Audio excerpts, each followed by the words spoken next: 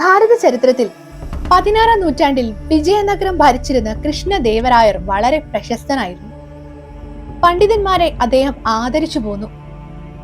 വിക്രമാദിത്യ സദസ്സിലെ നവരത്നങ്ങൾ പോലെ ദേവരായ സദസ്സിൽ അഷ്ടദിഗ്ഗജങ്ങൾ ഉണ്ടായിരുന്നു. അതായത് 8 പണ്ഡിതന്മാർ. അവരിൽ വിദൂഷകനായിരുന്നു തെന്നാലി രാമൻ.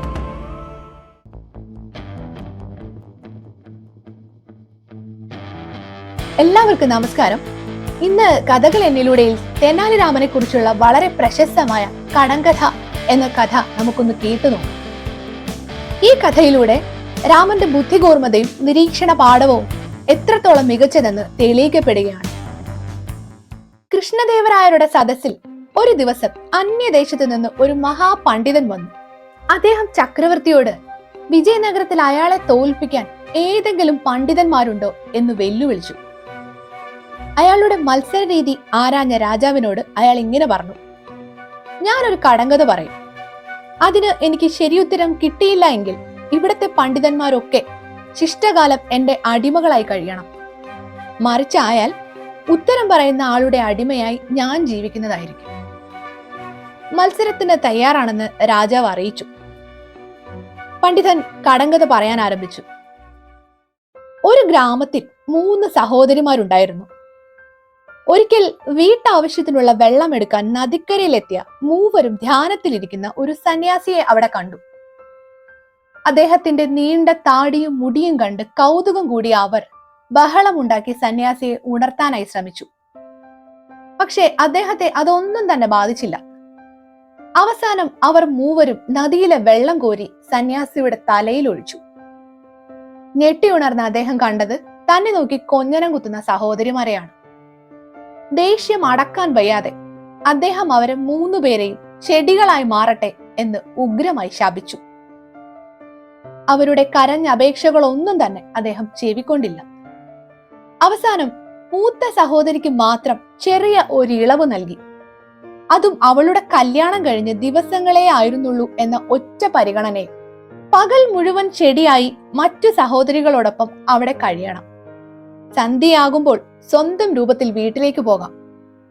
അതിരാവിലെ തിരിച്ചെത്തി വീണ്ടും ചെടിയായി മാറണം.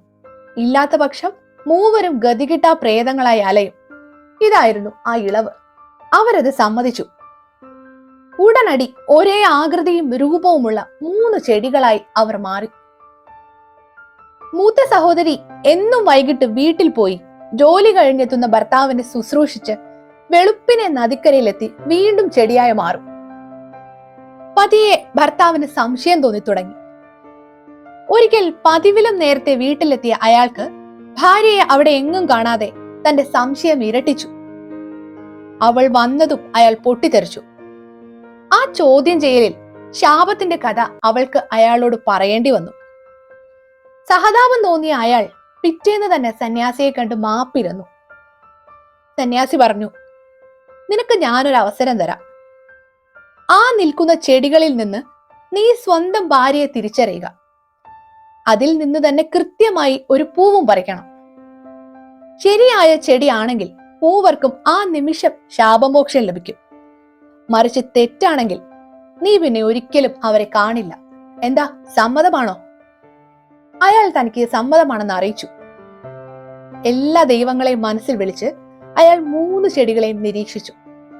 ശേഷം ഒരു പൂ വിറുത്തു. ഉടൻ 3 ചെടികളും മനുഷ്യരൂപങ്ങളായി മാറി. ഇത്രയും നേരത്തെ കഥയ്ക്ക് ശേഷം പണ്ഡിതൻ രാജസദസ്സിനോട് ആ ചോദ്യം എറിഞ്ഞു. എന്റെ ചോദ്യം ഇതാണ്: അയാൾ എങ്ങനെയാണ് സ്വന്തം ഭാര്യയെ തിരിച്ചറിഞ്ഞത്? ചോദ്യത്തിൽ സഭ മുഴുവൻ സ്തബ്ധരായി. എവിടെ നിന്നും ഉത്തരം വന്നില്ല. അയാൾ ചക്രവർത്തിയെ പരിഹാസത്തോടെ നോക്കി. ചക്രവർത്തി സദസ്സിനു നേരെ നോക്കി. പണ്ഡിതന്മാർ ഒന്നടങ്കം തലകുനിച്ചു. നിങ്ങളുടെ മൗനം തോൽവിയായി ഞാൻ കണക്കാക്കുന്നു, പണ്ഡിതൻ പ്രഖ്യാപിച്ചു. വരട്ടെ. തെന്നാലി രാമൻ ഏറ്റവും പിറകിൽ നിന്ന് എണീറ്റ് മുന്നിലേക്ക് വന്നു. അയാൾ പുച്ഛത്തോടെ രാമനെ നോക്കി. രാജാവിനെ വണങ്ങി രാമൻ പറഞ്ഞു: രാത്രി മുഴുവൻ ഇളയ സഹോദരിമാർ മഞ്ഞുകൊണ്ട് നദിക്കരയിൽ നിൽക്കുകയായിരുന്നു.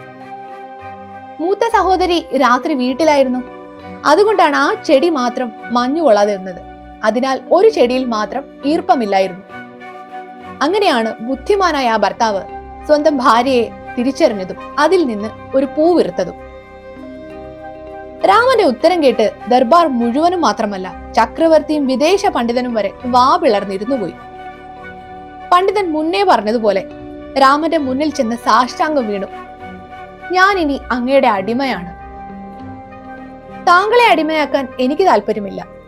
ഈശ്വരന്റെ അനുഗ്രഹം കൊണ്ടുണ്ടാവുന്ന അറിവിൽ നിന്ന് ഇനിയും ഇങ്ങനെ അഹങ്കരിക്കാതിരുന്നാൽ മതി. രാമന്റെ മറുപടി കേട്ട് ചക്രവർത്തിക്ക് വളരെയധികം സന്തോഷമായി. ഒരുപാട് പാരിതോഷികങ്ങളും തെനാലിരാമന് ലഭിച്ചു. തെനാലിരാമന്റെ ഈ കഥ നിങ്ങൾക്ക് ഏവർക്കും ഇഷ്ടമായെന്ന് കരുതുന്നു. ഇതുപോലുള്ള കഥകൾ കേൾക്കാൻ ഇഷ്ടമാണോ എന്ന മറുപടി ലൈക്കിലൂടെയും കമന്റിലൂടെയും അറിയിക്കുമെന്ന് പ്രതീക്ഷിക്കുന്നു. ഇനിയും ഇത്തരത്തിലുള്ള കഥകൾ തുടരാനാകുമെന്ന് കരുതി നിർത്തട്ടെ. മറ്റൊരു കഥയുമായി വീണ്ടും വരാം. നന്ദി.